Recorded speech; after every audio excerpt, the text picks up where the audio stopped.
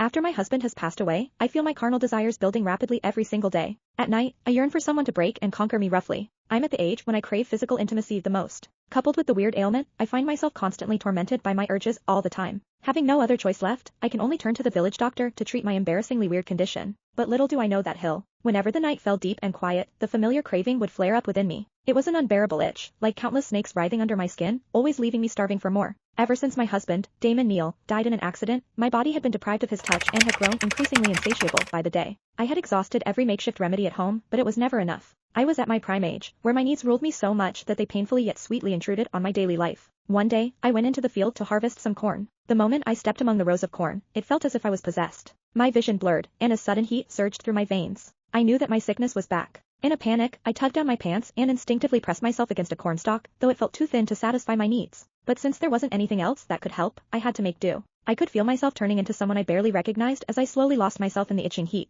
As desire took over, only my ragged, low-pitched moans were heard in the cornfield. I rocked myself hard as the action sent jolts of pleasure straight to my heart and eased the core of my hunger just a little. Tears of lust slipped out from the corner of my eyes, driven by the torment of desire. My eyes were red-rimmed as I desperately clung to the thick stalks. Doing this out in the open furled a secret thrill. For a moment, it felt like the world around me vanished, while I was alone and recklessly letting go of everything I had been holding back. Afterward, I lay exhausted among the corns with countless broken stalks crushed beneath me. That was when I heard a man's sharp intake of breath and the sound of a zipper sliding down. While lost in the heat earlier, I had sensed a pair of burning eyes watching me the whole time, but I hadn't been able to stop. Now, I peered through the thinning leaves and saw a pair of a man's long, pale hands moving steadily with a rhythmic intensity. That scene made me swallow hard. I had never seen such formidable manhood, enough to put the late Damon to shame. Mesmerized, I watched and started imagining how satisfying it would feel inside me. Only the two of us were in the cornfield, which meant that he must have seen every shameful, unrestrained move I had made. At that thought, my body started responding and was once again overwhelmed with heat. I couldn't help but feel embarrassed that at my age, I was still capable of stirring someone on like this. When I stood up to get a better look at his face, he fled in a hurry.